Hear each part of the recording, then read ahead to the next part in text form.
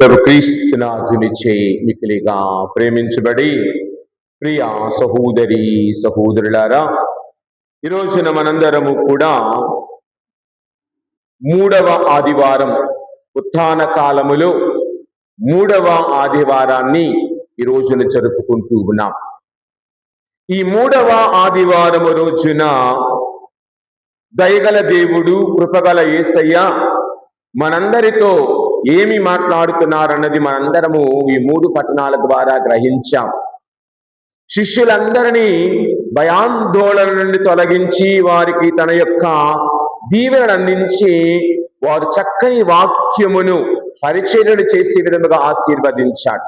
చెల్లా చెదురైనటువంటి శిష్యులందరినీ మేడగదిలోనికి తీసుకొని వచ్చి ఆశీర్వదించిన వ్యక్తిగా మనము చూస్తూ ఉన్నాం.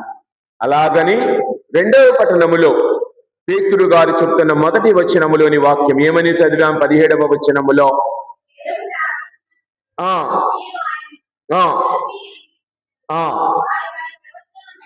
మనము ప్రార్థించినప్పుడు ఏమని పిలుస్తాము? తండ్రి అని పిలుస్తాం.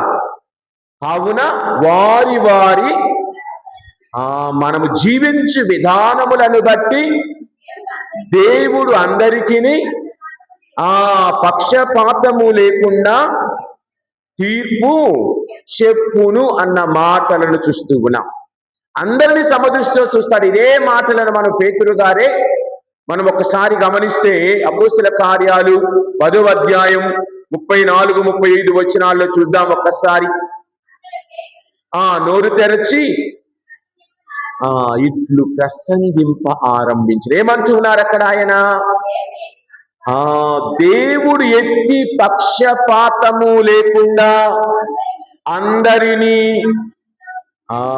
సమదృష్టితో చూచునని గ్రహించాను. తర్వాత వచ్చిన రండి, మొదటిది దేవునికి భయపడుచు మంచి ప్రవక్తన గలవాడు ఎవడైనను అంగీకార యోగ్యుడే అన్న మాటలను ఇక్కడ మనము చూస్తూ ఉన్నాం.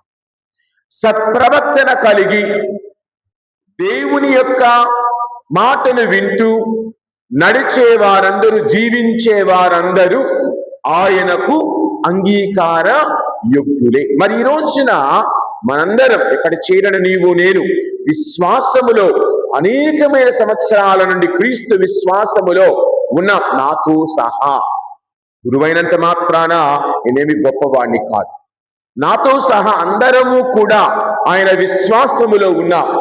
మరి మన విశ్వాసానికి ఏదైనా అడ్డు వచ్చినప్పుడు, మన విశ్వాసానికి ఏదైనా ఆటంకము వచ్చినప్పుడు మనము వెనుదిరుగుతున్నామా అంటే, మన భాషలో చెప్పాలంటే యూటర్న్.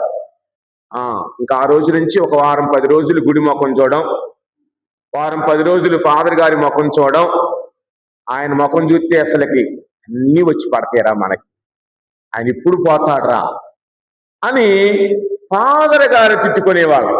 ఈరోజు చాలా మంది ఉన్నా ఈరోజు నేను ఒక ప్రసంగం సంబంధించి చూస్తూ ఉంటే ఒకటి ఏదో చక్కగా గుర్తు రావటం లేదు, ఒక ఏంటారు, ఒక జోకు లాంటిది. క్రైస్తవులు ఎప్పుడు గుడికి వస్తారు, ఎప్పుడు గుడికి రారు?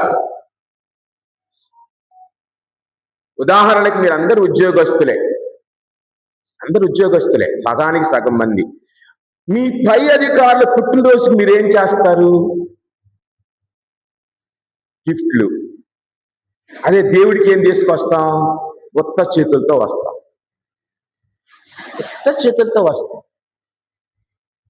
కదా, ఉత్త చేతులతో వస్తాం. నాకేమని నేను అంటున్నాను, మామూలుగా చెప్తున్నా, ఉదాహరణకు చెప్తున్నా. ఏమని? నీవు జీవించే విధానం, ఈ లోకములో అధికారికి భయపడే నీవు దేవునికి వినయ విధేయతలు చూపిస్తూ ఉన్నావా? దేవునికి దగ్గరగా జీవిస్తూ ఉన్నావా?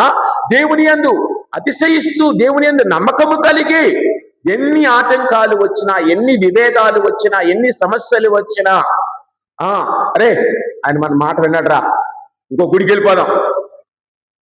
ఉన్నారు నా ముందే, నా కళ్ళ ముందే, నాతో దాన్ని వెళ్ళిపోయారు. ఈయన మన మాట విన్నాడురా, ఈయన మన మాట వినేవాడు కాదు, ఈయన వల్ల మనకు ఉపయోగం లేదు, ఇక నుంచి వేరే గుడికి వెళ్ళిపోదాం, వేరే చర్చికి వెళ్ళిపోదాం, వేరే ఆశ్రయం కూడా మంచిదే, వేరే ఆశ్రయం చర్చికి వెళ్దాం, ఈ ఆశ్రయం చర్చికొద్దు.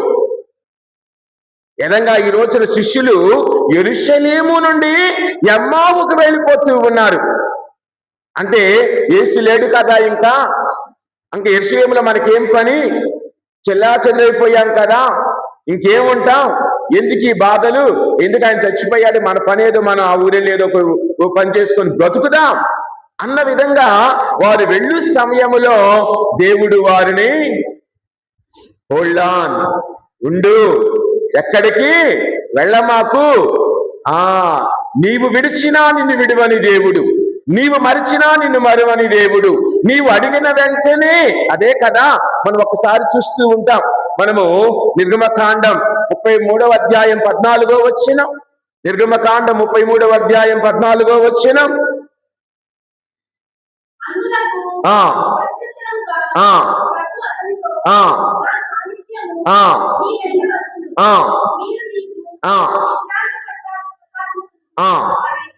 చాలమ్మ 17వ వచనం,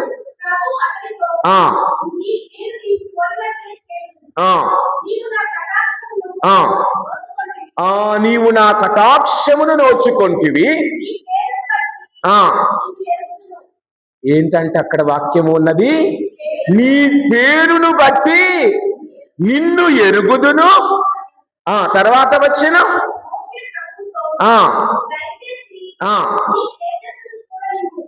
17వ వచనం అయిపోయిందమ్మా. ఇంకా పాత బైబిల్లో అయితే అదండి, నిన్ను గురించి నాకు, అదండి నిన్ను గురించి నాకు, అమ్మ పుట్టిల్లు మేనమామకు తెలిసినట్లుగా నీ పుట్టిల్లు, నీ గోత్రాలు, నీ యొక్క అన్ని చేష్టలన్నీ ఎవరికి తెలుసు, ఆయనకు తెలుసు. నీ గురించి నాకు పూర్తిగా తెలియను అంటే, ఏ ఎండగా గొడుగు పట్టేవాడివిరా నువ్వు, ఫాదర్ గారి ముందుకు ఒక విధంగా, ఫాదర్ లేని కానప్పుడు ఒక విధంగా, డబ్బులు ఇస్తే ఒక విధంగా, డబ్బులు ఇకపోతే ఒక విధంగా, నీ తరపున మాట్లాడితే ఒక విధంగా, నీ తరపున మాట్లాడకపోతే ఇంకొక విధంగా ఉండేవాడివిరా. ఈ ఫాదర్ గారు నచ్చితే ఈ గుడి, ఆ ఫాదర్ గారు నచ్చితే ఆ గుడి, ఇంకొకరు నచ్చితే ఆ గుడి. ఇంకో సమస్య అంటే తెలిసి ఏమైనా ఇక్కడి నుంచి చెప్పానా, ఎవడో నా గురించి ఫాదర్ గారికి చెప్పాడు కాబట్టే ప్రసంగంలో ఫాదర్ గారు ఈరోజు మా గురించే చెప్పారు, అదొక సాగు. ఏదైనా చెప్పామంటే ఇక్కడి నుంచి చెవులో వెళ్ళి ఫాదర్ గారి చెవులో ఊదారా, మొత్తానికి ఏదైనా పొయ్యా, నేనేమన్నా మంట, ఆ చెవులో ఓట్టానికి నేను మంట పెట్టి ఏదైనా పోయినా బియ్యం పెట్టేసి వండుకుంటున్నావా, ఊదారంట ఆయన గురించి, ఏదో పెద్ద సీఎం అయినట్టు, పిఎం అయినట్టు. గమనించండి, ఇక్కడ మనము గమనిస్తే ఆయన అంటూ ఉన్నాడు, నీ గురించి నాకు పూర్తిగా తెలియను, నువ్వేది నా దగ్గర దాచనవసరము లేదు. కావుననే వారి గురించి తెలుసు కాబట్టి ఆ ఎమ్మావుకు వెళుతున్నటువంటి శిష్యులను ఆయన వదలలేదు. అందుకే ఈ ఫాదర్ గారికి మిమ్మల్ని వదలడు, పోయే వరకు వదలడం, ట్రాన్స్ఫర్ వచ్చే వరకు వదలడం. కావున ఈ రోజున నీవు నేను ఏమి నేర్చుకోవాలి ఈ యొక్క వాక్యములను బట్టి? మరొకసారి గమనిస్తే ఆయన అంచు ఉన్నాడు 41వ అధ్యాయములు యెషయా గ్రంథం 10వ వచనములో, 10వ వచనం ఒక్కసారి చూద్దాం. 41:10, నీవు భయపడకుము, నేను నీకు తోడై ఉండును, నీవు వెరువకుము, నేను నీకు దేవుడను, బలమునొసగెదను, నిన్ను ఆదుకొందును, నిన్ను కాపాడుదును అన్న మాటలు చూస్తూ ఉన్నా. నిన్ను వదలని దేవుడు, నిన్ను విడవని దేవుడు, నువ్వు ఎక్కడికి వెళ్ళినా నీతో ఉండే దేవుడు ఈ రోజున నీకు నాకు తోడుగా ఉన్నాడు. గమనించండి, ఆదికాండము 3వ అధ్యాయములో ఏమని, ఆది తల్లిదండ్రులు పాపము చేశారు కదా, తినవద్దన్న చెట్టు పండును వాళ్ళు తిన్నారు, చెట్టు చాటున దాక్కున్నారు, నక్కి చూస్తూ ఉన్నారు. మనం కూడా అంతే కదా. ఫాదర్ గారి గృహ సందర్శనకు వస్తున్నారంట కొంతమంది. మమ్మీ నేను లేనని చెప్పులే. ఫాదర్ గారు నన్ను అడుగుతాడు, మీ అబ్బాయి ఎక్కడా అని. మీ అబ్బాయి ఎక్కడా అని అడుగుతాడు. ఏదో ఒకటి చెప్పు పంపించు మమ్మీ. ఏం చూస్తాను ఫాదర్ గారి ముఖం ప్రతిసారి. ఆదివారం ఇటు ఆల్టర్ మీద చూస్తున్నాను కదా, గుళ్ళో చూస్తున్నాను కదా. కావున ఏమంటున్నాడమ్మ 3వ అధ్యాయం 8వ వచనం దగ్గర, ఆ సాయంకాలమున దేవుడైన యావే ఈ అమ్మాయి కూడా ఏం చెప్పేసి తెలుసా, మా అబ్బాయి ఇప్పుడే సంగమానికి వెళ్ళాడండి చూసి రాక. చల్లగాలిగా ఉంది కదండి, ఈవినింగ్ కదండి, ఫ్రెండ్స్ తోటి సంఘం దగ్గరికి వెళ్ళాడని చెప్తాడు. అలాగనే ఈ రోజున దేవుడు ఆ సాయంకాలమున వారిని కలవటానికి వచ్చినప్పుడు రోజు కలిసే స్థలానికి వచ్చాడు. కానీ రోజు ఉండే వ్యక్తి ఆ రోజున అక్కడ లేడు. అప్పుడు ఏమంటున్నాడు తర్వాత వచనములో, వినబడెను. అదండి మనం కూడా ఆ ఫాదర్ గారికి కనపడొద్దురా కొద్ది కాలం, ఆ ఫాదర్ గారికి దూరంగా ఉండాలిరా కొద్ది సమయం. ఆయన కంటికి కనబడకుండా చెట్లు నడుమున. అప్పుడు దేవుడేవుడు పోయి నీవు ఎక్కడా వదల్లా, కనపడలేదు. మనమైతే ఈ రోజు రాలేదని మన దారి మనం పోతామేమో, ఆయన పోయేవాడు కాదు. ఈ శిష్యులు వెళ్ళిపోతూ ఉన్నారు. వెళ్ళిపోయే శిష్యులని ఆయనంతటా ఆయనే వారి మధ్యకు వచ్చి అడుగుతున్నారు, దేని గురించి మీరు మాట్లాడుతున్నారు, దేని గురించి మీరు బాధపడుతున్నారు అని తనంతట తానే. మన కొంతమంది ఉంటారు బస్ స్టాండ్ లో, బస్ మీద, రైల్లో ప్రయాణిస్తూ ఉంటే మనం అడగకుండా మనతో మాట కలుపుతారు. ఏమండి ఎక్కడి నుంచి వస్తున్నారు సార్, ఏంటి, ఏ ఊరు వెళ్తున్నారు, ఏంటి సార్. చక్కగా కొంతమంది నాలాంటి వాడైతే ముక్కు ముడుచుకొని కొనుక్కోవటమో, కనపడకుండా పైన పెట్టులో నేను పైన ఉంటాను కింద మీరు కూర్చోండి, నాకెందుకు ఈ జనాలతోటి సాగు అని కొంతమంది ఉంటారు. నాలాంటి వాళ్ళు, అలాంటి వాళ్ళు కాదు, ఇలాంటి వాళ్ళు, దేవుడు లాంటి వాళ్ళు ఎంతమంది.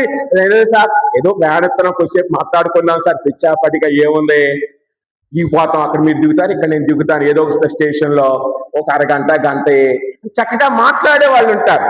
మనకు వాళ్ళు ఎవరో తెలియదు, కానీ వాళ్ళు మాత్రం కొంతకాలం గుర్తుంటారు మన మనస్సులో. అలాగా దేవుని వాక్యము నీలో గుర్తుంటుందా? అలాగే దేవుని మనసు, దేవుని చెందినటువంటి వాక్యాలు నీలో ఉంటూ ఉన్నాయా?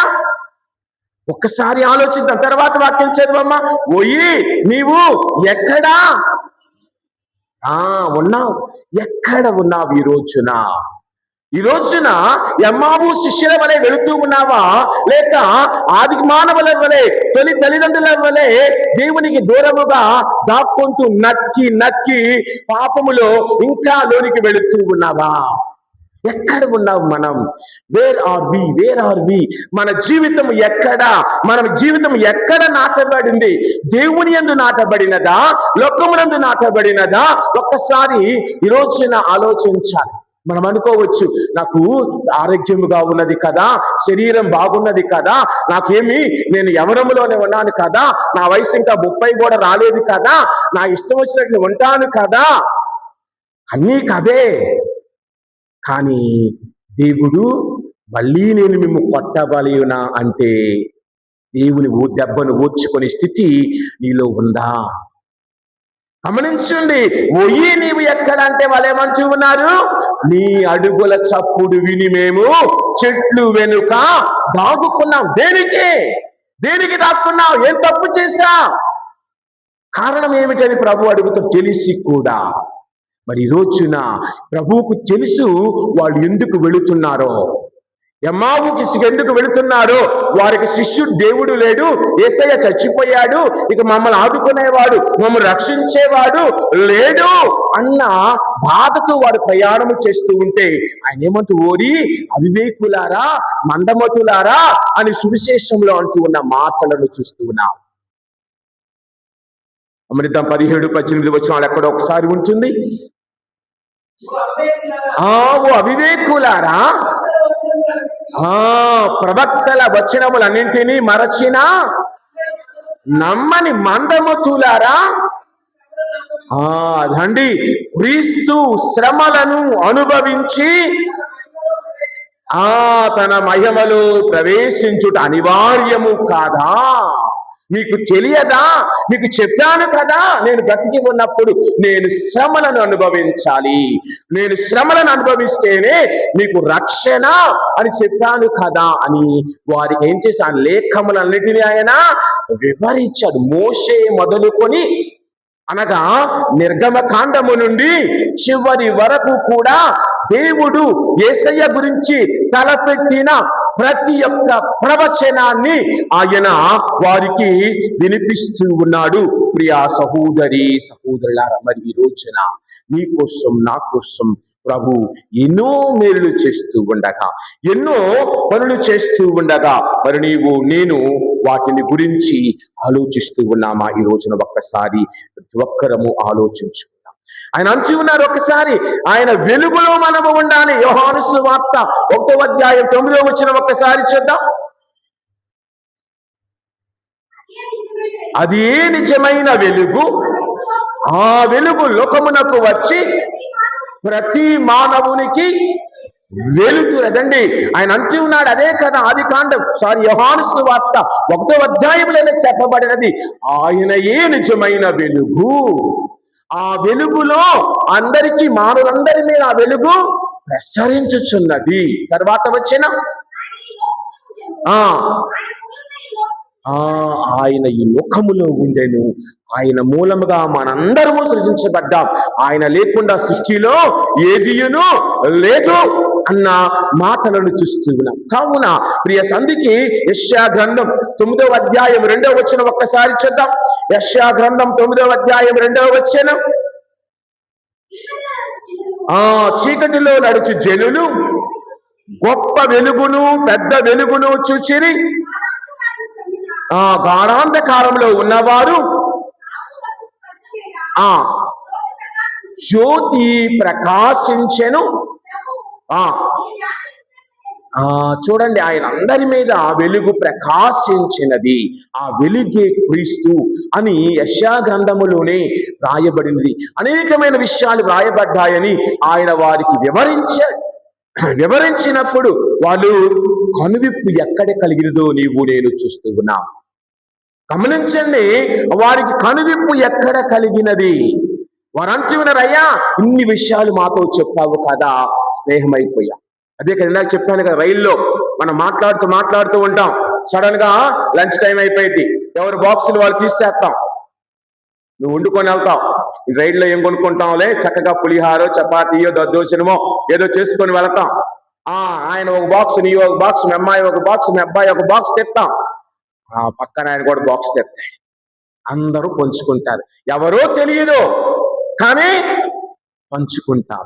అది ఈ రోజున ఆయన ఎవరో తెలియదు కానీ ఆయన మాటలు వినగానే ఈ శిష్యులలో ఒక నమ్మకం, ఒక ధైర్యం వచ్చింది. అలాగని నీవు యేసుని వాక్యము వినగా, మనము దేవుని మాటలు వినగా నీలో ధైర్యము, నీ కుటుంబానికి ఆదరణ లభిస్తున్నదన్న విషయాన్ని నీవు మర్చిపోకుండా ఉండాలి. క్రీస్తునందు నమ్ము వారికి ఎల్లప్పుడూ జయమే అన్న మాటలను నీవు నమ్మిన బిడ్డవైతే దీవించబడతావు. ఈ రోజున వాళ్ళు అంటూ ఉన్నారు, అయ్యా సంధ్య వేళ కూర్చున్నది, పొద్దు వాలిపోగుచున్నది, ఇక ఎక్కడికి వెళతావు ఈ రాత్రిలో? మాతో ఉండు. అవునా, రాత్రి దేవునికి రాత్రి కాదు. ఈ రోజున గమనిస్తే శిష్యులు అంటూ ఉన్నారు, మాతో ఉండు అనగానే ఆయన ఏం చేశాడు? వారితో ఉన్నాడు. వారితో భోజనమునకు కూర్చుండినప్పుడు ఆయన వారి చేతికి వారు ఆయనకు రొట్టె ఇవ్వగానే ఆయన చేశాడు, మనం ఏదైనా ఇవ్వగానే లటిక్కు నోట్లో వేస్తాం. వాళ్ళు ఆయనకు అన్నం పెడితే ఆయన ఏం చేశాడు? ఆశీర్వదించాడు, దేవునికి అర్పించాడు. మనం అన్నం ప్లేట్ ముందు కూర్చొని అమ్మ అన్నం పెట్టంటామే కానీ అయ్యా దేవుడా అన్నం ఇచ్చేందుకు వదనాలయ్యానో. అమ్మ ఎప్పుడు పెట్టిద్దా, ఎప్పుడు కోరేసిద్దా, ఎప్పుడు గుట్టుకొని మింగేసి లటిక్కుని పారిపోతాం ఇంట్లో నుంచి. అంతేకాని అన్నం ప్లేట్ ముందు కూర్చొని దేవునికి వందనాలు స్తోత్రాలు, అయ్యా ఆ ఫాదర్ గారిని మీరే అప్పుడప్పుడు మా ఇంట్లో తిన్నప్పుడు చూసే మీరు ఏం ప్రార్థన చేయకుండానే తిన్నారు కదండి, మీరే మాకు చెబుతున్నారేంటి? ఇదొకటి అక్కడ మళ్ళీ కదా, ఇదొకటి గ్యారంటీ అనుకున్న వాళ్ళు ఉన్నారు. చాలా మంది, అరే మా ఇంటికి వచ్చారా ఫాదర్ గారు, అన్నం పెట్టారా, ఏదని పితాపుత్ర వేసుకుంటాడని చూశాను. ఆయన పితాపుత్ర కూడా వేసుకోలేదురా ఇంట్లో. చక్కగా పెట్టగానే ప్లేట్ ముందు చక్కగా తినేసి వెళ్ళిపోయాడురా. తిన్న తర్వాత వందనాలను కూడా చెప్పలేదురా. ఏం మనిషిరా ఫాదర్ గారు అనేవాళ్ళు ఉన్నారు. పర్వాలేదు అనుకోండి, ఏమి ప్రాబ్లం లేదు. నవ్విన నాపచేనే అదండి. అది కావున ఈరోజున ఆయన ఏం చేస్తూ ఉన్నాడు? వారికి ఇవ్వగానే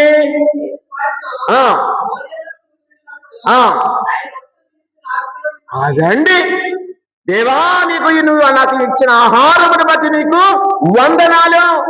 ఈరోజు పేరు చెప్పనవసరం. అన్నం పెట్టావు, కూర పెట్టావు, పప్పు పెట్టావు, చారు పెట్టావు, ఏదో సినిమాలో వెంకటేష్ చెప్పినట్టు అయ్యా అన్నం ఇచ్చావు, అది ఇచ్చావు, ఇది ఇచ్చావు అన్నట్లు కాకుండా చక్కగా నాకు 3 పూట్ల 5 ఏళ్ళు నోట్లోకి వెళ్లే విధముగా దీవించినందులకు నీకు వందనాలు, స్తోత్రాలు అని చెప్పగలిగే స్థితిలో ఎన్ని కుటుంబాలు ఉన్నాయి.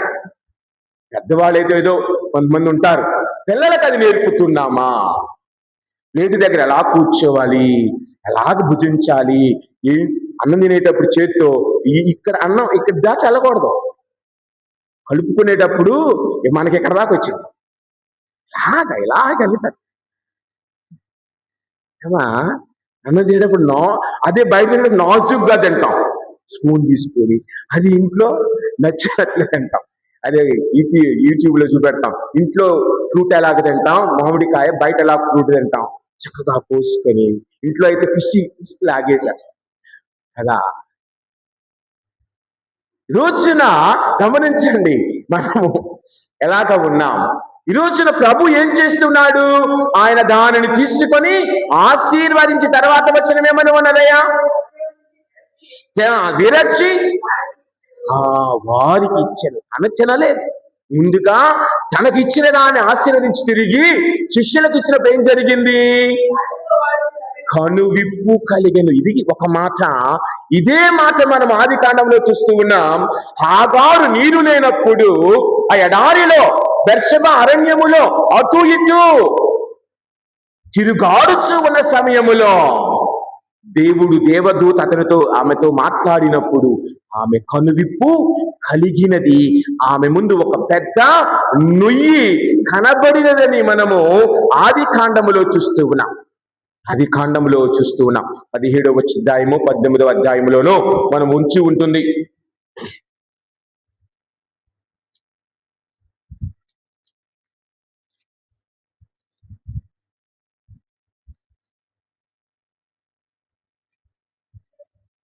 ఆ 22వ అధ్యాయములో మనము గమనించినప్పుడు 15వ వచనము, ఆకాశము నుండి దేవదూత రెండవసారి అబ్రహాము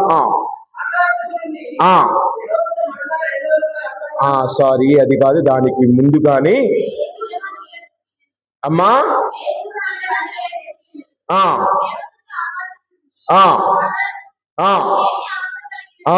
21వ అధ్యాయములో 19వ వచనములో మనం దానికి ముందు వచనాలు, ఏమి ఆపద కలిగినది నీకు అని అడుగుతూ ఉన్నప్పుడు 19వ వచనముని చదువుదాం.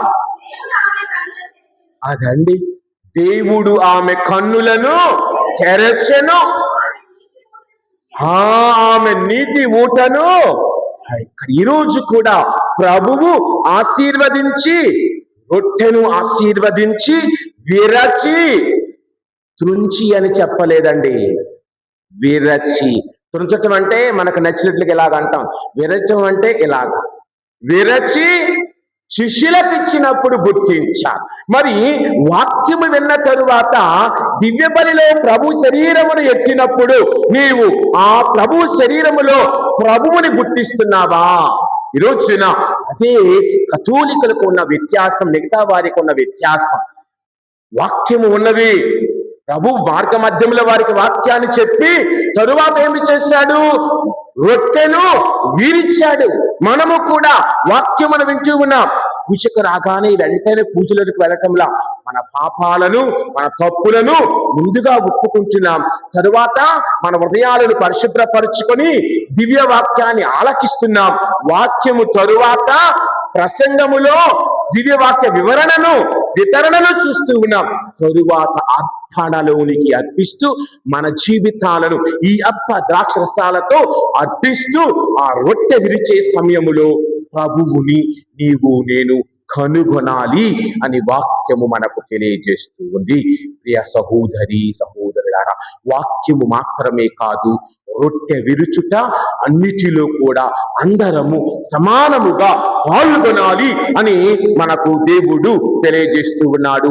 ప్రియ సహోదరి సహోదరులారా, కావునని మరి మనం గమనించినప్పుడు అబ్రహాము పిలుపును పొందాడు, దేవుని మాటకు తల వంచి ముందుకు నడిచాడు. కావునని ప్రియ సహోదరి సహోదరులారా, మనం ఒక్కసారి కీర్తనలను గమనించినప్పుడు 23వ కీర్తన 4వ వచనం, 23వ కీర్తన 4వ వచనం, నేను గాఢాంధకారము లోయలలో, కష్టముల లోయలలో, బాధల లోయలలో ప్రయాణము చెయ్యునప్పుడు నేను ఎలాంటి అపాయమునకు గురికాను, భయపడను. ఎందుకనా అదండి, నీవు నాకు తోడుగా ఉందువు, నీవు నాకు తోడుగా ఉందువు అన్న మాటను చూస్తూ ఉన్నాం. అదే కదా మొదటి యోహాను లేఖ 3వ అధ్యాయం 2వ వచనం ఒక్కసారి చూద్దాం. మొదటి యోహాను లేఖ 3వ అధ్యాయం 2వ వచనం.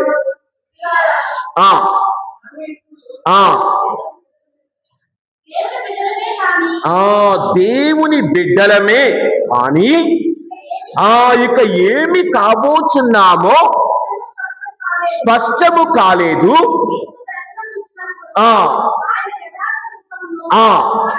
అదండి, ఈ రోజున శిష్యులు ఎమ్మావు గ్రామమునకు వెళ్ళినప్పుడు ఆయన యథార్థ రూపమును రొట్టె విరిచే సమయములో చూడగలిగారు. అలాగని ఈ దివ్య బలిలో, ప్రతిరోజు జరిగే దివ్య బలిలో, ఆయన సమర్పిస్తున్న యాగ బలిలో ఆయన రొట్టె విరిచే సమయములో ప్రభువుని నీవు నేను గుర్తించగలిగితే, వాక్యములో గుర్తించగలిగితే, రొట్టెలో గుర్తించగలిగితే, సప్రసాదములో గుర్తించగలిగితే నీ కుటుంబం దీవించబడును. కావునని అప్పుడు ఏమవుతుందంటే ఆయన వలె మనము కూడా అగుదుము అన్న మాటలు చూస్తూ ఉన్నాం. కావునని ప్రియ సహోదరి, అందుకే హెబ్రీయులకు రాయబడిన లెక్కలో 13వ అధ్యాయం 5వ వచనం 2వ భాగములో మొదటి భాగం ఏమంటూ ఉన్నది?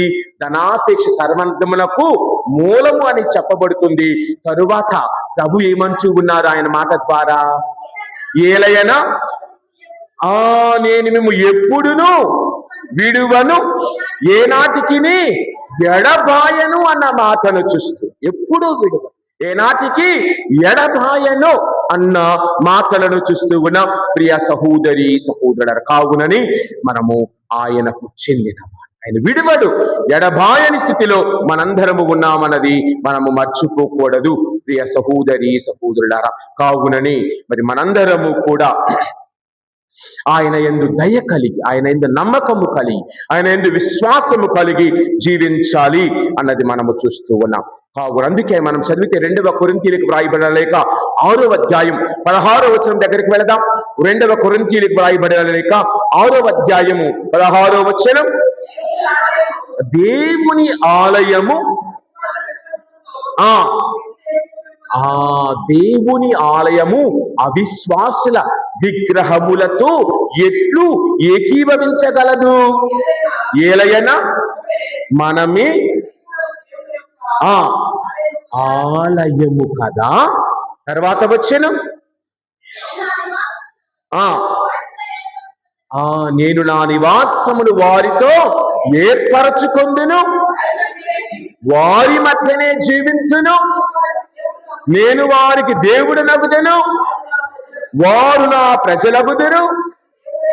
అని దేవుడే స్వయముగా పలికెను కదా. అదే ఈ రోజున ఎమ్మావు మార్గములో తన నుండి దూరముగా వెళుతున్న వారిని తిరిగి తన వద్దకు వస్తూ, అదే మన జీవితములో కూడా నీ కుటుంబ, నీ యొక్క వ్యక్తిగత, నీ యొక్క చుట్టుప్రక్కల చుట్టాలన్నిటిలో బాధలలో నీవు దేవునికి ఒక్కొక్కసారి నీ ఆలోచనల్లో, మాటలలో, నీ దైన్య స్థితిలో దూరం వెళ్ళినప్పుడు నిన్ను విడువని దేవుడు. అదే కదా మనం దానియేలు గ్రంథంలో చూస్తూ ఉన్నాం. ఇదే ఇందాక చదివిన 2వ కొరింథీయులకు రాసిన లేఖ 6వ అధ్యాయం 16వ వచనం చదివాం. దాని తరువాత మిగతా 3 వచనాలు కూడా మీరు చదివితే ఎంతో చక్కగా ఉంటాయి. ఆ 3 వచనాలలో కూడా చాలా చక్కగా పౌలు గారు మనకు నేర్పుతూ ఉన్నారు కొరింథీయులకు రాసిన లెక్కలో. అలాగనే మనము దానియేలు గ్రంథములో 3 మిత్రులు యొక్క ఏం చేస్తున్నారు, ఆయన విగ్రహాన్ని మేము ఆరాధించమని చెప్పి ఆ అగ్నిగుండములోనికి కూడా వెళ్ళటానికి సిద్ధమయ్యా. అది 3వ అధ్యాయము 6వ అధ్యాయం ఎక్కడో ఉంటుందమ్మా దానియేలు గ్రంథములో 3 మిత్రుల కథ. 3వ అధ్యాయమేనా? 3వ అధ్యాయములో వాళ్ళు అంటున్న రాజాయికి మీతో మేము చెప్పడానికి ఏముందని 16వ వచనములో వాళ్ళు అంటారు, మేము చనిపోవటానికైనా సిద్ధమే అని వాళ్ళు అందులోనికి తోసివేస్తారు కదా. తర్వాత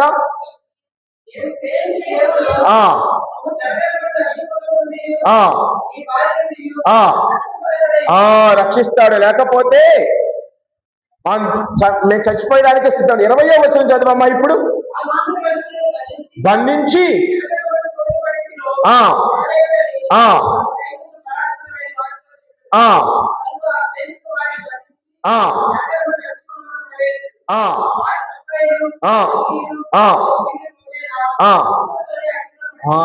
ఉన్నవారిని ఉన్నట్లుగానే ఏం చేశారట, అగ్నిగుండములోనికి పడవేశారు. ఇప్పుడు 49వ వచనం దగ్గరికి వెళదాం. కానీ ఆ ప్రభువు దూత ముగ్గురు నరులున్న మంటలోనికి దిగివచ్చి దానిని ప్రక్కకు నెట్టెను, తేమ కూడిన ఏసీ గదిని ఏర్పాటు చేశాడు. ఏసీ గది ఈ రోజులో మనం ఏసీలు పెట్టుకుంటున్నాం, ఆ రోజులోనే ప్రభు ఏసీ ఇచ్చాడు వాళ్ళకి. చదవండి అమ్మ తర్వాత వచ్చిన తేమతో కూడిన చల్లని గాలి వీచుచున్నదో అదండి ఏసీ. నువ్వు ఏసీ కొనుక్కొస్తున్నావు, లేకపోతే కూలర్ కొనుక్కొస్తున్నావు, ఇలాంటివి కొనుక్కొస్తున్నావు, గాలి కోసం ఆదరుగా చక్కగా గాలి కోసం. ఆ రోజుల్లోనే దేవుడి వారికి చల్లని తేమతో నిండిన వాతావరణాన్ని ఇచ్చాడు. కావున మరి వారికి ఏ మంటయు సోకలేదు, వారికి బాధ కలిగింపలేదు. ఇక్కడ ఇలాగ జరిగితే నీవు నమ్మిన దేవుడు, ఎమ్మావు మార్గంలో శిష్యులే వదలని దేవుడు, అడగగానే ఆశీర్వదించిన దేవుడు నిన్ను నీ కుటుంబాన్ని వదిలివేస్తాడా? మన అపోహ మాత్రమే, మనలోన అపనమ్మకము మాత్రమే, కానీ నిన్ను నన్ను ఆయన ఎన్నడూ విడువడు, చేజారనీయడు. అదే కదా 52వ అధ్యాయం అనుకోండి యెషయా గ్రంథంలో 1-2 వచనాలు చూద్దాం. 52 కానీ 59 కానీ 52 చూద్దాం. ముందు 59 చదవండి అమ్మా. అయితే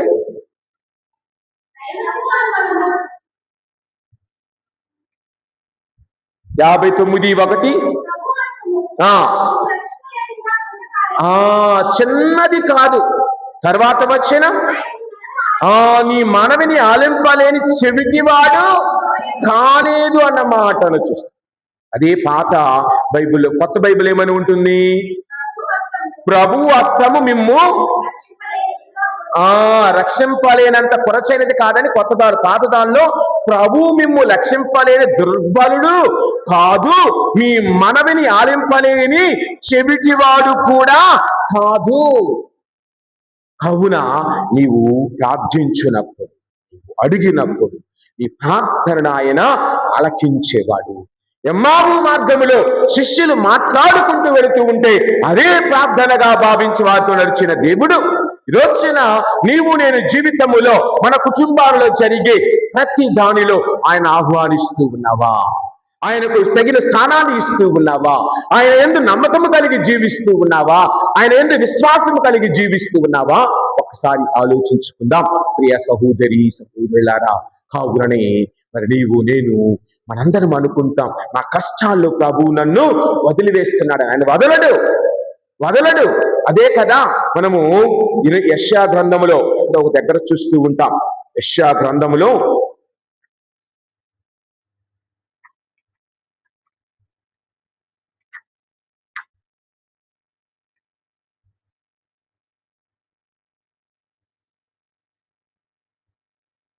30వ అధ్యాయం 21వ వచనం. 30వ అధ్యాయం 21వ వచనం. మీరు త్రోవ తప్పి కుడివైపునకు గాని ఎడమ వైపునకు గాని జరుగునప్పుడు మీ త్రోవ ఇది, మీరు ఈ మార్గమున నడువుడు, అతని స్వరము వెనుక నుండి మిమ్ము హెచ్చరించును. అదే కదా మనకు చాలా తెలిసే ఒక చిన్న కథ లాంటి కథ నిజ జీవితానికి అన్వయించుకునేది. ఒక ఆయన రోజు ప్రార్థిస్తున్నాడు మన మాదిరిగా, అయ్యా నా కష్టాలు నా బాధల్లో తోడుగా ఉండు ప్రభువా, నీవు నా తరపునే ఉండు, ఎప్పుడు నేను నడిచేటప్పుడు నా ప్రక్కనే నడువు, నా ముందే ఉండు అని అడిగాడు. ప్రభు తదాస్తు ఉంటానన్నాడు. రోజు నడుస్తూ ఉన్నాడు. ప్రభు తన యొక్క ఆ పాదాల ముద్రలతో పాటు ఇంకొక 2 పాదాల ముద్రలు కూడా రోజు కనబడుతూ ఉన్నాయి. నడిచేటప్పుడల్లా అతను కనబడుతూ ఉన్నాయి 4 పాదముద్రలు. ఆయన సంతోషిస్తున్నాడు, ప్రభువు నాతో నడుస్తున్నాడని. కొంతకాలం గడిచి చక్కగా జరుగుతుంది. ఒకసారి ఒక పెద్ద తుఫాను వచ్చింది. ఆ తుఫానులో నడవలేక ఆయన ఇంటికి వస్తూ ఉన్నప్పుడు ప్రక్కకు తిరిగి చూస్తే 2 పాదాల ముద్రలే కనబడ్డాయి. అయినా కష్టపడి ఇంటికి వచ్చాడు. వచ్చిన తర్వాత ప్రార్థనలు దేవుణ్ణి అడిగాడు. మనమైతే ప్రార్థన లేదు, బోధన లేదు, నాతో ఎవడున్నాడు, నా కష్టాల్లో ఎవడున్నాడు, నా బాధల్లో ఎవడున్నాడు అని మర్చిపో. ఆయన అంటూ ఉన్నాడు, అయ్యా ఈ కష్టంలో నన్ను ఎందుకు వదిలివేశావు అడిగినప్పుడు అంటూ ఉన్నాడు దేవుడయ్యా, అది నీ పాదాల ముద్రలు కాదు, నావి. నేను నిన్ను ఎత్తుకొని వెళ్ళాను. ఆ సమయములో ఆ ముద్రలు నావి, ఆ పాదాలు నావి. అలాగని నీవు మోయలేని పాపపు భారమైన సిలువను కలవరి కొండకు మోసిన ప్రభువు నిన్ను మోయకుండా వదలడు కదా. నిన్ను తన భుజాల మీద మోసుకున్న ప్రభువు, బెర్రె పిల్లలాగా తన భుజాల మీద వేసుకున్న ప్రభువు నిన్ను వదలడు కదా. ఇమ్మావు మార్గములో వదలని దేవుడు రోజున నిన్ను నన్ను వదలడు, నిన్ను నన్ను దీవిస్తాడు. కావున ఆయన దీవెనలతో మన కుటుంబాలు ఎల్లప్పుడూ నడవాలని ప్రార్థన చేసుకుందాం.